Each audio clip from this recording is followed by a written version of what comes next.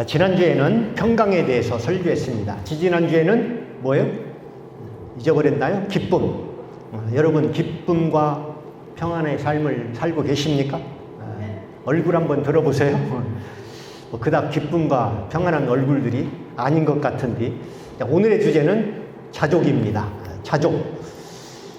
자족이란 뜻은 뭐냐면 우리가 처한 환경과 여건을 초월하여 스스로 만족한 상태로 살아가는 것.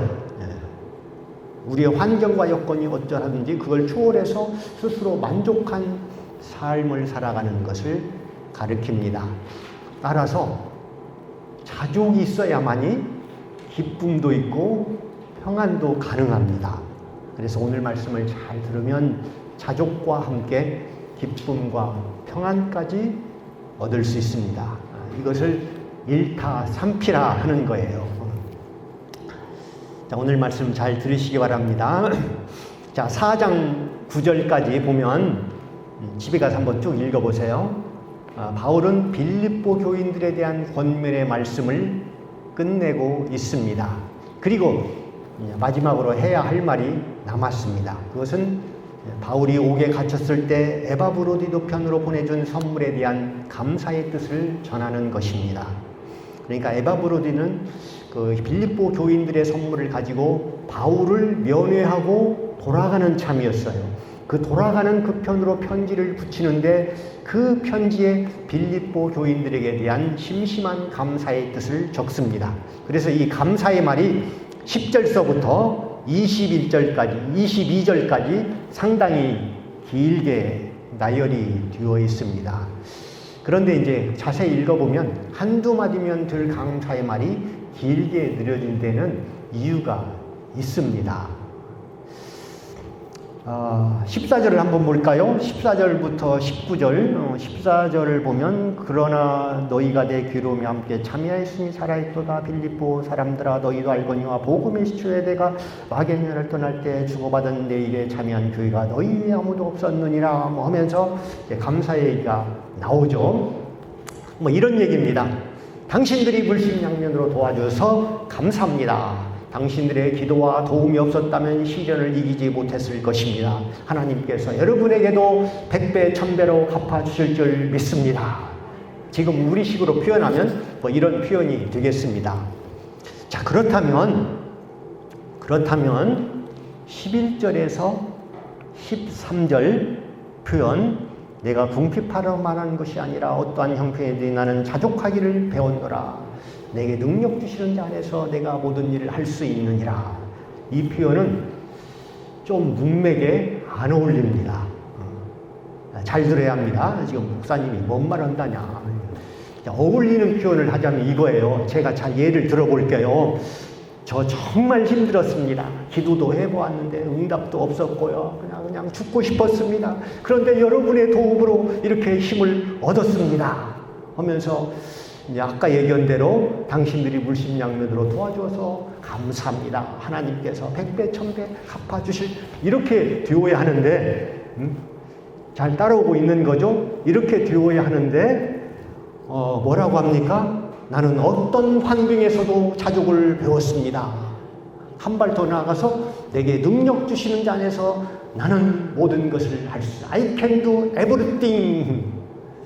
아니, I can do everything 이라고 말하는 사람이 남의 도움이 뭐 절실하면 얼마나 절실하겠습니까?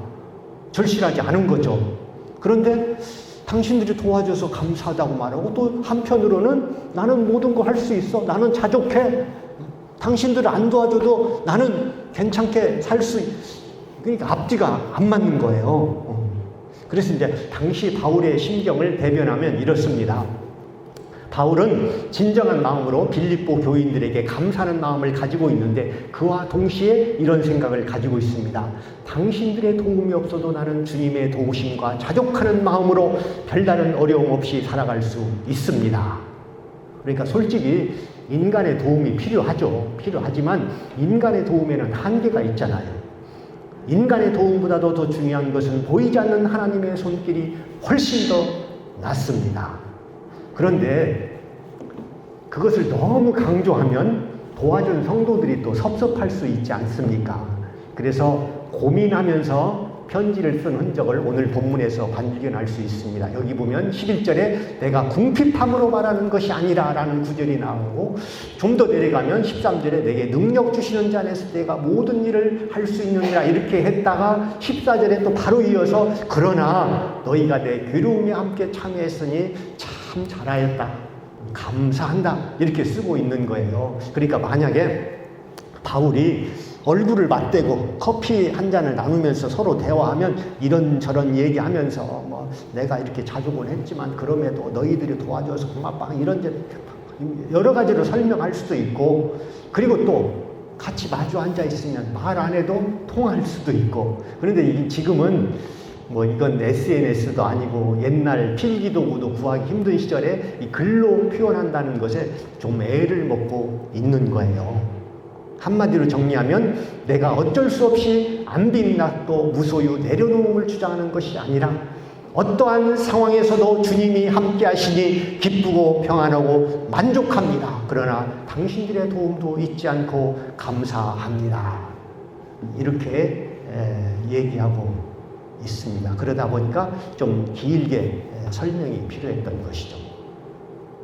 어떻게 좀 알아듣고 있는겨? 아니, 바울만 힘든 게 아니라 저도 이렇게 덩달아 설명하기가 힘드네요.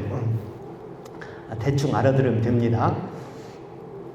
그래서 이제 바울이 이 말 저 말을 하다 보니까 우리는 그 13절에서 성경에서도 몇 안 되는 위대한 진술을 엿볼 수가 있습니다. 내게 능력 주시는 자 안에서 내가 모든 일을 할 수 있느니라. 우리에게 어려울 때 힘과 용기를 주는 말씀인 것입니다. 전지전능하신 하나님 앞에서 그분의 능력 안에서 불가능이 있을 수가 없는 것입니다. 그런데 여기서 우리가 주목해야 할 단어는 능력보다는 자족인 것이죠. 왜냐하면 정말로 슈퍼맨 같은 능력 때문에 내가 모든 일을 할 수 있는 것이 아니고 어떠한 상황에서도 내가 자족하는 삶을 살기 때문에 가능하다는 것입니다. 여러분, 내가 열심히 노력해서 분당에 60평 아파트를 마련해서 잘 사는 것도 좋지만 11평 국민주택에 살아도 자족할 수 있다면 그것이 더 성공적인 삶 아니겠습니까? 이 자족을 또 잘못 이해해서는 안 됩니다. 그래, 되는 대로 살자. 다 팔자소관인 것이요. 이것은 팔자소관이지 자족이 아닙니다. 그것은 체념에 불과한 것이죠. 성경은 인간이 가난 속에 머물러 있다거나 더 나은 상태를 만들기 위해서 노력하지 말라고 가르치지 않습니다. 여러분들이 만약 정당하고 합법적인 수단을 써서 여러분의 환경을 개선할 수 있다면 그 모든 수단을 써서 그렇게 하시기를 바랍니다. 돈도 버시기 바랍니다. 그러나 우리의 노력이 한계에 부딪히고 곤궁한 위치에 머물러 살아야 한다면 그것을 인정하면서 그 환경에 지배받지는 않아야 하는 것입니다. 그것이 바로 자족하는 삶인 것이죠. 이해가 되셨습니까? 그런데 바울은 어떻게 자족하는 사람이 되었나요? 바울은 말합니다. 나는 자족하기를 배웠다. 이렇게 설명하고 있습니다. 11절에 내가 궁핍함으로 말하는 것이 아니라 어떠한 형편이든 나는 자족하기를 배웠다. 나는 하나님의 능력 안에서 자족한다. 나는 타고났다. 이렇게 얘기하면 조금 우리는 자신이 없는데 사도 바울이 배웠다면 우리도 배울 수가 있습니다. 오늘 여러분 자족을 배우시기를 바랍니다. 인간 본성은 자족할 줄 모르는 거예요. 배우지 않으면 알 수 없습니다. 그렇다면 사도 바울이 어떻게 배웠는가 몇 가지로 한번 살펴보도록 하겠습니다. 사도 바울은 어떻게 자족을 배웠나? 첫 번째, 바울은 무엇보다도 만족한 삶의 비결은 하나님에 대한 믿음이다. 그렇습니다. 모든 설명의 답은 대부분 믿음인 거예요. 기독교 안에서. 믿음 없이 부자가 되고 건강하면 부작용이 발생합니다. 믿음 없이 부자가 되고 건강한데 하나님을 찾을 이유가 없는 것이죠. 믿음 없는 사람이 갑자기 거부가 되면 어디다 돈을 쓸 줄 모릅니다. 결국은 고급 양주나 마시고 사우나나 다니고 유흥가 다니다가 사람 망가지는 거예요. 그렇다고 해서 실패, 고난, 좌절이 꼭 좋은 것만은 아닙니다. 고난과 고통이 우리를 성숙시키고 자족하게 만드는 비결이지만 하나님에 대한 믿음 없이 당하는 고난은 오히려 사람을 강팍하게 만들 수도 있다. 그래서 믿음 없이 고난만 있다면 또 삐뚤어질 수도 있는 것이죠. 일은 안 풀리지, 하나님은 보이지 않지, 그런 사람은 좌절하기 십상입니다. 우리는 고난이 닥칠 때 신앙의 눈으로 바라볼 줄 알아야 합니다. 아무리 어려운 상황이 닥쳐와도 그 상황 속에서 역사하시는 하나님의 뜻을 분명히 이해할 경우에 불평하는 대신 오히려 감사함으로써 극복해 나갈 수가 있는 것입니다. 결국은 믿음이에요. 믿음이 없으면 돈 벌어도 문제고, 없으면 또 없어서 문제고, 그러나 믿음이 있으면 돈 벌어도 감사하고 없어도 주 안에서 자족하면 되는 것이고, 어떠한 상황에서도 믿음으로 바라보고 해결하는 성도가 되기를 주의 이름으로 축원합니다. 두 번째, 어려운 환경을 극복하면서 바울은 하나씩 배워갔던 것입니다. 그에게 닥친 고난들, 시행착오를 겪으면서 사도 바울은 하나님께 더욱더 다가가고 하나님 은혜 안에서 살게 되었던 것입니다. 바울이 늘 편하고 싶지 않았겠습니까? 바울도 역시 건강하고 자유롭게 살고 싶었을 것입니다. 그런데도 일할 때마다 그에게는 많은 어려움과 문제들이 따랐습니다. 여러분, 비천에 처한다는 것이 얼마나 어려운 일입니까? 가난, 배고픔, 멸시, 천대, 핍박, 저 같으면 미자립, 작은 교회 목회, 물질적인 어려움 등등. 그러나 이런 상황에서도 자족하는 사람이 위대한 사람인 것입니다. 특별히 부자가 갑자기 사업이 망하면 감당을 못합니다. 가난에 처할 줄을 모르기 때문에. 그러니까 어떻게 됩니까? 자가용 몰고 저수지로 들어가는 거예요. 인기 연예인인지 인기만 누릴 줄 알지 인기가 떨어졌을 때는 감당을 하지 못하는 거예요. 그러다가 이제 악플이 달리보면 아파트에서 뛰어내립니다. 여러분, 그랜저 에쿠스 몰고 저수지로 뛰어드는 사람이 있다면 그랜저 에쿠스 한번 못 타본 사람이 얼마나 많은지 생각해 본 적이 있습니까?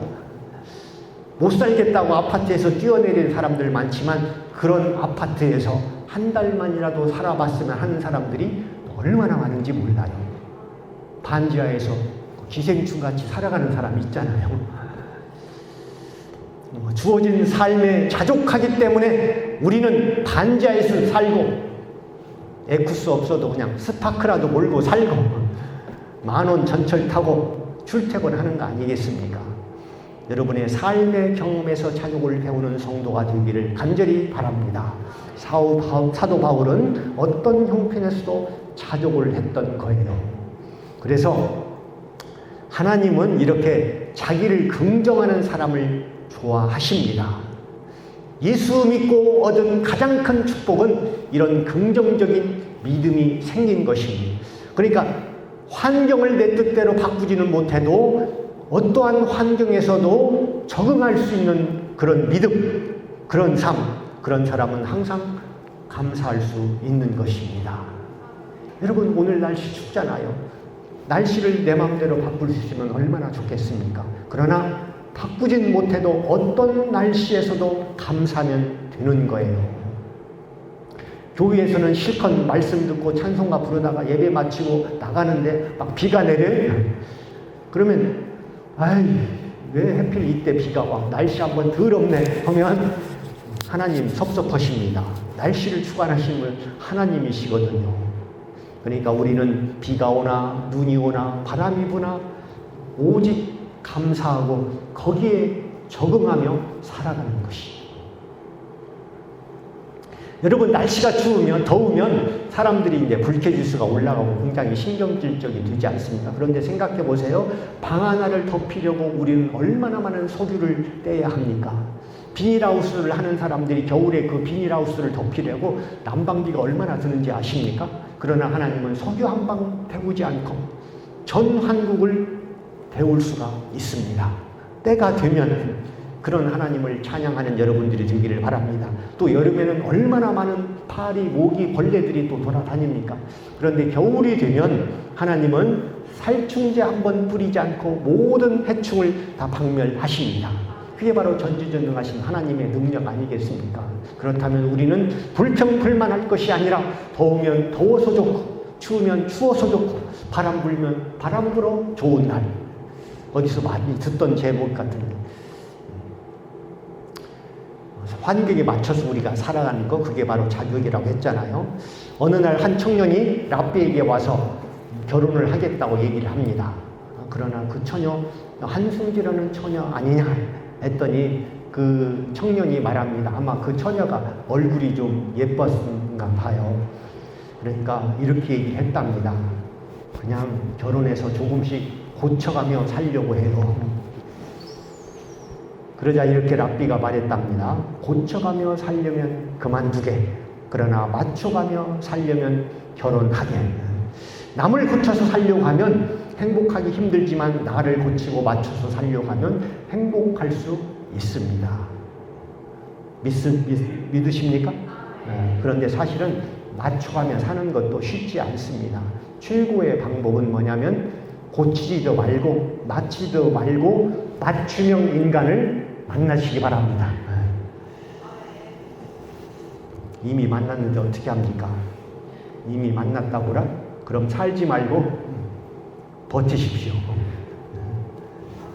은혜 받으려다 말았습니까? 오늘부터 환경 탓하지 말고 긍정적 마인드로 살기를 간절히 바랍니다.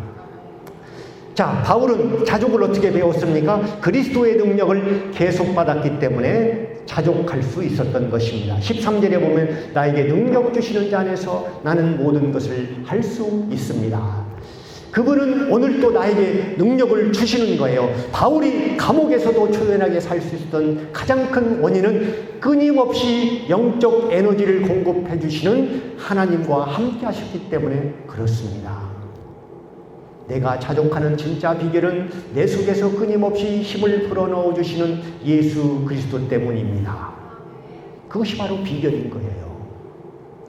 여러분, 어떤 세상의 사상이나 또 철학, 학문, 그것과 우리의 신앙과 다른 점은 이것입니다. 세상의 철학, 사상은 아무리 연구하고 신봉해도 거기서 주는, 공급해주는 힘은 없는 거예요. 그런데 믿음은 그렇지 않습니다. 예를 들어서 아주 불후의 명작이나 철학 서적을 탐독한다고 해서 그 저자가 우리에게 능력을 주시는 건 아니죠. 책 속에 담긴 내용을 통해서 우리에게 어떤 잔잔한 감동은 줄 수 있지만 저자가 직접 우리를 찾아와서 위로와 격려를 주는 것은 아닙니다. 책은 책으로 끝나고 사상은 사상으로 그만인 것이에요. 자, 예를 들어서 톨스토이의 부활을 읽으면 여러분이 부활의 믿음이 생기고 또 그 책 때문에 언젠가 부활합니까? 전혀 아니죠. 그러나 기독교는 아닙니다. 성경은 독서에서 그치는 것이 아니고 성경의 저자인 성령님을 통해서 우리는 힘과 능력을 그때그때마다 공급을 받는 것입니다. 그래서 성경은 기도하면서 읽어야 하는 거예요. 성경을 읽고 믿으면 우리의 삶이 바뀌고 삶을 바꿀 수 있는 힘과 능력이 내 안에 저장이 된다니까요. 왜냐하면 하나님은 살아계시기 때문에, 그 하나님과 끊임없는 교제가 이루어지기 때문에. 그래, 사도 바울에게 내렸던 주님의 그 지속적인 능력이 여러분에게도 임하기를 주의 이름으로 축원합니다. 자, 마지막으로 사도 바울이 자족을 배운 것, 세상적인 욕망을 내려놓음으로써 자족할 수 있었던 것입니다. 이건 좀 3장으로 좀 넘어가야겠네요. 빌립보서 3장 8절 우리 한번 같이 읽어볼까요? 빌립보서 3장 8절 같이 읽습니다. 시작. 또한 모든 것을 해로 여김은 내 주 그리스도 예수를 아는 지식이 가장 고상하기 때문이라. 내가 그를 위하여 모든 것을 잃어버리고 배설물로 여김은 그리스도를 얻고 그 안에서 발견되려 함이니. 거기까지. 그렇습니다. 아무리 믿음으로 예수님의 그 능력을 공급받아도 세상의 욕망의 미련을 가지고 있다면 결코 자족할 수 없습니다. 여기 빌립보 3장 8절의 말씀을 보면 예수를 알고 믿는 것이 너무 고상해서 세상의 모든 것을 배설물로 여겼다고 합니다. 세상 것을 배설물로 여기면 그때는 자족할 수 있습니다. 괜히 하나님을 믿는다면서 여기 끼우 저기 끼우 뭐 이것도 저것도 아니고 어정쩡한 신앙생활하면 안 됩니다. 믿음을 가져서 교회를 다니긴 해도 뭐 이 교회 끼우 저 교회 끼우 타는 사람은 하나님이 축복 주실 수가 없는 것이죠. 물론 여러분들이 바울과 같이 뭐 결혼도 하지 말고 여행도 하지 말라는 것은 아니에요. 때로는 적당히 즐길 줄도 알아야 합니다. 하지만 먹고 마시고 노는 것에 인생의 목적을 두는 사람은 세상에 목마르다 보면 자족하기에는 너무 먼 이야기가 되는 것입니다. 자, 이상 4가지의 비결로 사도 바울이 자족하는 비결을 우리도 배울 수가 있습니다. 이 4가지가 바로 로또예요. 이 자족의 비결 없이 여러분 로또에 당첨돼도 불행해지는 건 시간 문제예요. 그러나 그런 행운이 없어도 우리가 이 비결을 알면 그 이상의 축복이고 행운인 것입니다. 자, 외국에서 있었던 일이에요. 어느 마을에 아주 돈이 많은 백만장자가 살았습니다. 그는 일평생 독신으로 지내면서 그저 돈 모으는 재미로 살았습니다. 그런데 한 번은 그가 주식 투자를 잘못해서 막대한 손실을 보게 되었습니다. 그래서 은행에 잔고를 딱 조회해 봤더니 10만 달러 정도밖에 남지 않았습니다. 10만 달러면 얼마인가요? 1억 3천만 원 정도? 그러니까 수백억을 주무른 사람이 1억 얼마밖에 남지 않았으니까 다 거덜난 거 아니겠습니까? 그래서 그는 그 충격을 이기지 못해서 그만 쓰러져 심장마비로 죽고 말았습니다. 그에게 이제 남아있는 유일한 혈육이 있습니다. 시골에서 어렵게 농사를 지으며 살아가는 조카가 한 사람이 있는데 그 남은 10만 달러가 자동적으로 그 조카한테 유산으로 넘어가게 된 거예요. 근데 평소에 막 지질이 가난하게 살던 그 조카가 자기에게 유산이 상속되었다는 얘기를 들었는데 쫄딱 망한 삼촌이니까 뭐 얼마나 들어있을까 해가지고 이제 통장을 딱 찍어보고 동그라미를 세본 거예요. 일십, 백천만, 백만, 천만, 하다가 정말 심장이 놀래가지고 또 심장마비로 죽었대요. 조카도. 그러니까 그들이 만약에 평소에 자족하는 법을 배웠더라면 그와 같은 불행한 일이 겪지 않았을 거 아니겠습니까? 한때 백만장자였던 그 삼촌은 그래도 1억이나 남았네, 다시 시작하자 하면 괜찮을 수 있는데 그는 가난에 처할 줄을 몰라서 죽었습니다. 그런데 그 가난뱅이 조카는 가난에 처할 줄은 알았는데 풍부에 처할 줄을 모르는 거예요. 1억 3천 유산이 왔으면 하나님 은혜 주셔서 감사합니다 하고 또 새 출발하면 되는데 그 사람도 놀래가지고 죽은 겁니다. 자, 오늘 설교 잘 들어야 합니다. 언제 어느 때 여러분이 알지 못하는 돈 많은 친척한테 재산이 물려받을지 모르잖아요. 여러분들도 언제 어디서 통장에 돈이 찍힐지 모르잖아요. 그때 예를 들어서 한 10억 정도 통장에 들어오면 놀래면 안 돼요. 하나님께 감사하고 11조 떼고 그러면 되잖아요. 또 꽁돈 생겼다고 해서 헌금 너무 많이 하면 안 돼. 왜냐면 나도 심장이 그렇게 강한 편이 아니라서 놀래키면 안 됩니다. 그래서 빚 있으면 갚고 가족여행 한번 다녀오고 그래 더 열심히 일하고 신앙생활하면 될 거 아니겠습니까? 그게 바로 풍부에 처할 줄도 아는 사람이고 가난에 처할 줄도 아는 사람 아닙니까? 그게 바로 자족하는 비결이죠. 그래서 자족하는 사람은 어려움이 왔다고 해서 자포자기하지 않습니다. 결코 비굴하지 않습니다. 반대로 어떤 행운이나 축복이 왔다고 자만하지 않습니다. 하나님을 버리지 않습니다. 그 돈 때문에 망가지지 않는 거예요. 그래서 이 바울이 자족하는 비결을 배우는 성도가 되기를 주의 이름으로 축원합니다. 기도하겠습니다.